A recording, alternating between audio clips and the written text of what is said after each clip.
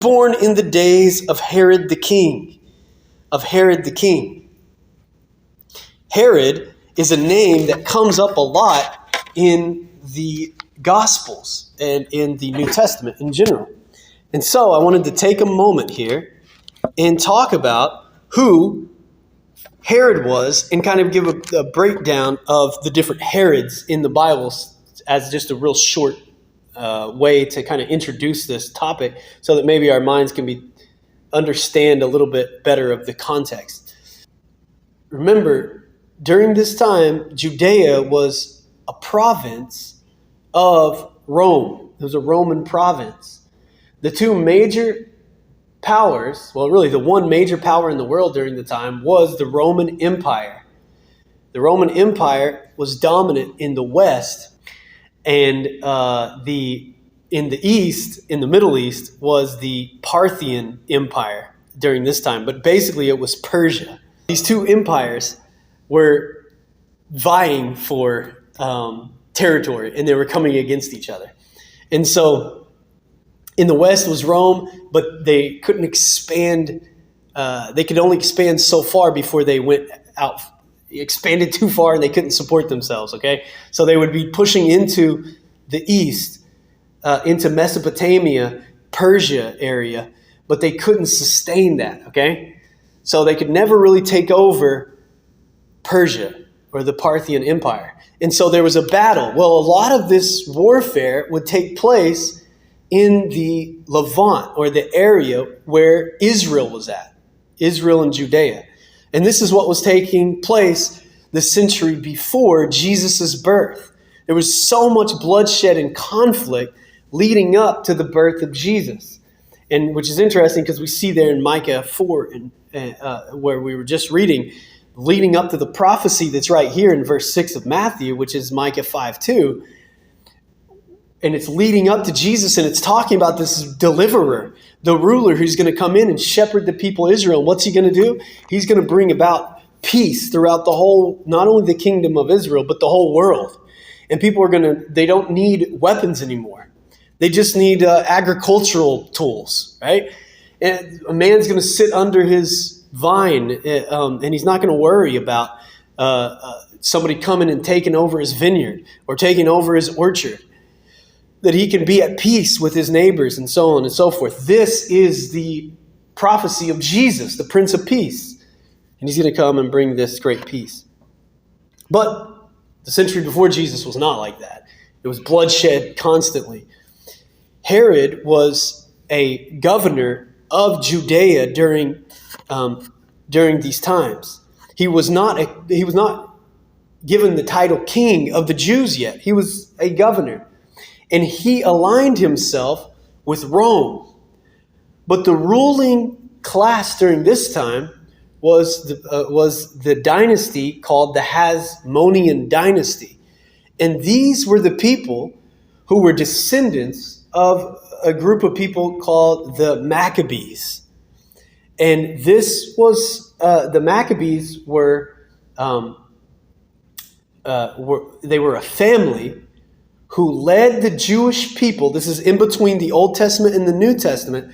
The Jewish people led, this one family started a revolt against the Seleucid Empire, which was in the east also, the east of Rome. And they had taken over Israel and Judea, and they were cruel tyrants and causing idolatry and all these types of things. And this war for Jewish independence is what the Jewish people celebrate during the holiday of Hanukkah. And they're celebrating their Jewish independence from the Seleucid Empire, okay? Because they were forcing the Jews to worship false gods and idols. And they actually went into this one village and they forced they were trying to force the elders of this little village to sacrifice to false gods. And one man refused to do so, and he actually killed the soldiers, and him and his sons, they ran off into mountains, and they started a war for independence. And they were kind of like terrorists attacking this great empire. And over time, they actually won their independence. These were the Maccabees. They're called the Maccabees because the word Maccabee means hammer. And his son, John Maccabee, would be the leader of this war. And he was called the Hammer because he won all of these battles against when he's greatly outnumbered, like David and Goliath type situation. All right, so this was the Maccabees. They were called the Hasmoneans. That was their family name. And they were a dynasty for about 100 years of independence away from the people, the Seleucids. After this, the Romans come in. Hopefully this is not an overload of information. I'm just trying to give you like a little bit of context. The Romans come in and they take over Judea from the Hasmonean Jews. Okay? So the Jews were independent, ruling over Israel. Then the Romans come in under a guy named Pompey, and he takes over Israel. Now the Jews are in subjection to Rome, and Herod is the governor there. Herod's the governor there only for a couple of years before the Hasmonean Jews make an alliance with the Parthians. Now, all this is going to come together in a second. They make an alliance with the Parthians. The Parthians and the Jews attack Herod and the Romans. And they drive Herod out of Judea. Now, Herod almost is defeated time and time again. He runs away with a small army and wins some very decisive battles against the Jews and Parthians. Herod himself is not a Jew. He's actually an Edomite. And Edomites are descendants of who? Of Esau. Of Esau. And so there's conflict already between the Edomites and the Jews. Jacob and Esau. So now here we are. He's driven out. His mother's actually has an accident while they're rushing out. And she injures herself by falling out of a wagon as they're rushing out. And Herod almost kills himself because he thinks his mother died. But his men stop him from killing himself. He actually escapes to Egypt, and then he escapes back to Rome. Rome, impressed with the battles that he won against an enemy that was greater than him, declared him to be the King of the Jews. That was his title. Now go back, and if you can beat the Parthians and the Hasmonean Jews, you can be the king of Judea. For 3 years, there's an awful civil war. Herod takes over Judea, and he then becomes the undisputed king of the Jews. This is Herod. What he calls himself is Herod the Great. After he won this civil war, there's about 30 years before Jesus was born. So for 30 years, Herod is ruling in Judea. He's calling himself Herod the Great, King of the Jews. And there's pottery and stuff that he put all over the place. Herod the Great, King of the Jews. But we see here, as we'll see in just a second, when the Magi come and they ask, who do they say? They ask for the King of the Jews. And Herod does not say, oh yeah, that's me. He knows the truth. He's not truly the King of the Jews, but the Christ would be the true King of the Jews. So here's Herod. This is Herod the Great. He builds onto the temple, and he makes it really, really magnificent. It's called Herod's Temple. This is the same temple that later on the disciples will point at the beautiful structures and say, Jesus, look how amazing this is. Even the apostles were awestruck by how magnificent this building was. And Herod built all these great structures. This was Herod the Great. Herod the Great because he wanted to be on the good side of the Jews, so he didn't have revolts and stuff, he actually married the last Hasmonean princess. He had previously killed her grandfather and her brother, but he married her to try to make an alliance. But he never trusted her, always assuming she was plotting his demise, which she probably was. And so, over time, we can see the conflict here. That he's in constant paranoia about all the people that would like to take him over, the Jews and even the Parthians to the east. He ends up killing his wife. Josephus tells us that, Josephus was a historian from the 1st century, and he tells us that Herod loved this woman, supposedly, but that he was so suspicious and paranoid that he had her killed. But he preserved her body in honey and placed it up in a place where he could constantly see her.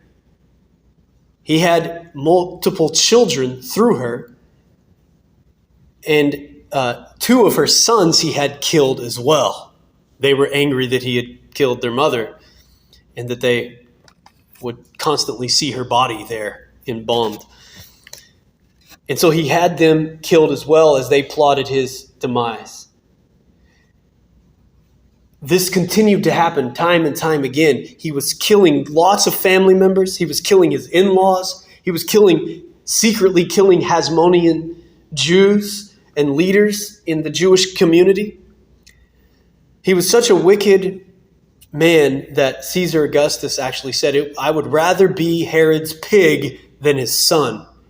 And this was because Herod chose certain Jewish laws to follow to try to gain the respect of the Jewish people. And one of those was he did not eat pig. And so constant paranoia and extreme wickedness was coming from this guy who was called himself Herod the Great. As we'll see in a moment, this is the deceitful Herod who said, I would like to worship the Christ, when really he had in mind the slaughter of the innocents, which is what they call Herod's slaughter of the infant sons of Bethlehem and the vicinity around that. When Herod sent out soldiers to kill all of the boys 2 years and younger. This was right in line with the way that we see from extra biblical sources that Herod acted. He was a very wicked man who was cared only about himself. Actually, as he was dying, he knew that the Jews would rejoice at his death. And so he commanded his certain officers that on the day that he died, so that there would not be rejoicing throughout Jerusalem, he commanded these soldiers to kill various Jewish men throughout the city so that there would be weeping on the day that he died. Thankfully, the soldiers decided not to carry that order out on the day that he died, but we can see that happened.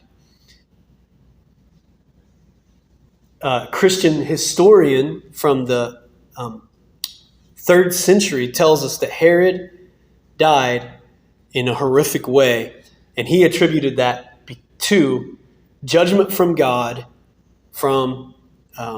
because of his killing of the infant babies here, trying to kill the Christ. So this is Herod the Great. In the Bible, there's a number of descendants from Herod. There is, in chapter 2, Herod's son named Herod Archelaus, and he's the one that after Herod the Great died, he split up his kingdom and gave it to some of his sons, and the region of Judea was under Archelaus. Archelaus was the one that Joseph was afraid of, and that God had given him a dream to not go back to Judea because he was afraid Archelaus would follow through on the plans of his father, Herod the Great. Next was a son named Antipas, Herod Antipas. And this was the Herod that Jesus called a fox. And this was the Herod that he tried Jesus. He was the one that wanted Jesus to give a sign on the night that he was betrayed. But Jesus would not play the game that Herod Antipas wanted to play. And he sent him over to Pilate. That's another one. There's another Herod named Philip. And we see him in the scripture. And then another son, another Herod, who had a son named Agrippa. And we see Herod the Great's grandson, Agrippa the First, in the book of Acts, when he kills James and he imprisons Peter. Okay? And then lastly, this is the last one I'll talk about, was Agrippa the First's son, who was Agrippa the Second. This was Herod the Great's great-grandson, and he's the one that was speaking to Paul, and he told Paul, "You have almost convinced me to become a Christian myself," if you remember that story in the book of Acts. So this is Herod's dynasty. This is Herod's legacy. They're constant enemies of Christ and the church.